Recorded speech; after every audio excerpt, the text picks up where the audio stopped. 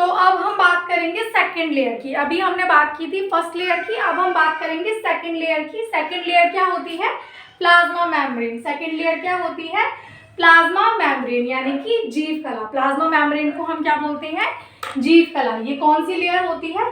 Second layer होती है। और इसका काम क्या होता है सेल में? इसका काम होता है साइटोप्लाज्म यानी कि जो सेल का जो लिक्विड होता है, कोशिका द्रव्य को, कोशिका द्रव्य में जो भी अणु और आयन होते हैं उसको एक वॉल से दूसरी वॉल में जाने आने से क्या करता है? रेगुलेट करता है, कंट्रोल करता है। अणु व आयनों को आने जाने में नियंत्रण का काम कौन करता है? प्लाज्मा मेम्ब्रेन करता है। ठीक है, जीव कला करती है। ठीक है, रेगुलेट करने का काम करती है, to regulate movement of ions. Ions को क्या करती है? रेगुलेट करती है। ठीक, क्वेश्चन इस तरीके से भी आपके एग्जाम में आया हुआ है कि कोशिका द्रव्य की बाहरी सीमा जो अणु व आयनों को आने जाने से कंट्रोल करती है वो कौन सी है? Plasma membrane. ठीक, प्लाज्मा मेम्ब्रेन क्या होती है? एनिमल सेल की सबसे आउटर लेयर होती है। एनिमल सेल की यानी कि जंतु कोशिका की सबसे बाहरी परत कौन सी है? प्लाज्मा मेम्ब्रेन है, जीव कला है। और प्लांट सेल की सबसे बाहरी परत कौन सी है? वो सेल वॉल होती है। ठीक है, अब हम जानेंगे और हम प्लाज्मा मेम्ब्रेन को किस किस नेम से जानते हैं। प्लाज्मा मेम्ब्रेन को हम सेल मेम्ब्रेन भी कहते हैं यानी कि कोशिका कला भी कहते हैं। ठीक है, प्लाज्मा मेम्ब्रेन को हम बायोलॉजिकल सेल मेम्ब्रेन भी कहते हैं यानी कि जीव द्रव्य कोशिका कला भी कहते हैं। ठीक, और प्लाज्मा मेम्ब्रेन को हम प्लाज्मा लेमा के नाम से भी जानते हैं। प्लाज्मा मेम्ब्रेन यानी कि जीव कला किससे मिलकर के बनी हुई होती है? ये लिपिड और प्रोटीन से मिलकर के बनी हुई होती है।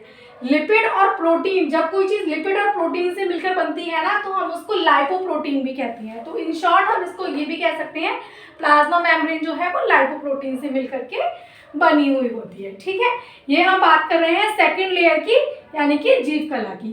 अब इसके और क्या क्या काम होते हैं ये बहुत ही इंपॉर्टेंट होती है क्योंकि ये एनिमल सेल की तो लास्ट लेयर है ना, तो उसके क्या क्या फंक्शन होते हैं? ये क्या करता है? ऑस्मोसिस करती है। ऑस्मोसिस यानी कि परासरण का काम करती है। ठीक, क्योंकि रेगुलेट करने का काम करती है ना अणु और आयन को, तो वही हो गया परासरण। और क्या करती है? पारगम्यता यानी कि परमेबिलिटी का भी काम करती है। कितने अणु और आयन एक लेयर से दूसरी लेयर में जाने चाहिए, इसका काम कौन करती है? प्लाज्मा मेम्ब्रेन ही करती है। ठीक है, विसरण का काम करती है। ठीक है, परासरण विसरण दोनों, डिफ्यूजन का भी काम करती है। जब एक लेयर से कोई चीज दूसरी लेयर में जाएगी तो वो तो विसरण अपने आप ही होगा। विसरण मीन्स फ्लो होना, डिफ्यूज होना। ठीक, और ये क्या करती है? एक्टिव ट्रांसपोर्टेशन यानी कि सक्रिय आगमन का काम करती है। ठीक है, सक्रिय आगमन, सक्रिय तो वो इसलिए हुआ क्योंकि वैलिड फॉर्म में जितनी नीड है उसके अकॉर्डिंग ही ट्रांसपोर्ट करती है, तो वो क्या हुआ? आपका एक्टिव ट्रांसपोर्टेशन हुआ। डीएनए रेप्लिकेशन में यानी कि डीएनए का जो पुनः संयोजन होता है उसमें भी क्या करती है? प्लाज्मा मेम्ब्रेन भाग लेती है। और ये प्रोटीन का संश्लेषण यानी कि प्रोटीन का सिंथेसिस भी करती है। प्लाज्मा मेम्ब्रेन प्रोटीन के संश्लेषण का भी काम करती है। तो ये जो है ये मेन फीचर है प्लाज्मा मेम्ब्रेन के। ठीक, और ये भी बहुत मेन है कि प्लाज्मा मेम्ब्रेन को और किस किस नाम से जानते हैं हम? सेल मेम्ब्रेन, कोशिका कला, बायोलॉजिकल सेल मेम्ब्रेन, जीव द्रव्य कोशिका कला, प्लाज्मा लेमा के नाम से भी हम जानते हैं। ठीक, अब हम कुछ इंपॉर्टेंट की पॉइंट्स के बारे में डिस्कस करेंगे। जीव की उत्पत्ति किससे हुई? सेल से हुई। जीव की उत्पत्ति किससे हुई? कोशिका से हुई। कोशिका क्या है? सेल की फंडामेंटल यूनिट है। ये किसने कहा था कि सेल जो है वो फंडामेंटल यूनिट है? ये सेल थ्योरी के अकॉर्डिंग गिवन है। और सेल थ्योरी किसने दी थी? स्वीडन और स्वान ने दी थी। ठीक, और जो सेल वॉल होती है ये किस किस से मिलकर के बनती है? सेल वॉल जो है वो सेल्यूलोज से मिलकर के बनती है, पैक्टीन से मिलकर के बनती है, लिग्निन से मिलकर के बनती है, हेमीसेल्यूलोज से मिलकर के बनती है, काइटिन से मिलकर के बनती है और क्यूटीन से मिलकर के बनती है। इसमें लगभग सभी लेयर है, सभी सारे प्रोडक्ट है इसमें जिनसे क्या है? सेल वॉल बनती है। ठीक है, नेक्स्ट एक और इम्पॉर्टेंट क्वेश्चन है जो एग्जाम में आया हुआ है, इसलिए मैंने उसे की पॉइंट में डाल दिया है कि इमेच्योर फल, जो अपरिपक्व फल होते हैं, वो फल जो है वो पक जाते हैं तो वो सॉफ्ट हो जाते हैं। मतलब कि जब वो इमेच्योर होते हैं तब तो वो हार्ड टाइप के होते हैं, लेकिन वो पकने के बाद मुलायम क्यों हो जाते हैं? वो इसलिए मुलायम हो जाते हैं क्योंकि उनके बीच में जो मिडिल लैमेला वाला पार्ट होता है वो डिसॉल्व हो जाता है, वो घुल जाता है, इसलिए वो कैसे हो जाते हैं?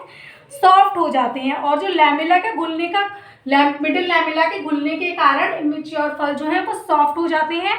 और ये मिडिल लैमेला जो है वो किससे मिलकर के बनती है? मिडिल लैमेला कैल्शियम और मैग्नीशियम के पैकेट्स से मिलकर के बनती है। ठीक है,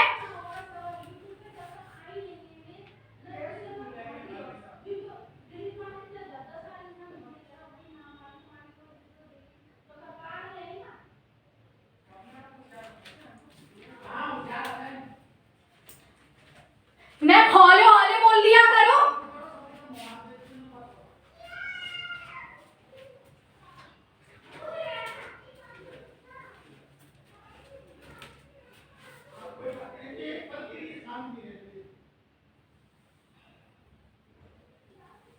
इमेच्योर फल पकने के बाद मुलायम हो जाता है। क्यों हो जाता है? जब आप इमेच्योर फल को यानी कि अपरिपक्व फल को देखते हैं तो वो कैसा होता है? कठोर होता है। लेकिन जैसे ही वो पक जाता है तो वो कैसा हो जाता है? सॉफ्ट हो जाता है। वो क्यों सॉफ्ट हो जाता है? क्योंकि उसमें जो मिडिल लैमेला यानी कि मध्य पटल वाला जो पार्ट होता है वो घुल जाता है, जिसकी वजह से इमेच्योर अपरिपक्व फल कैसा हो जाता है?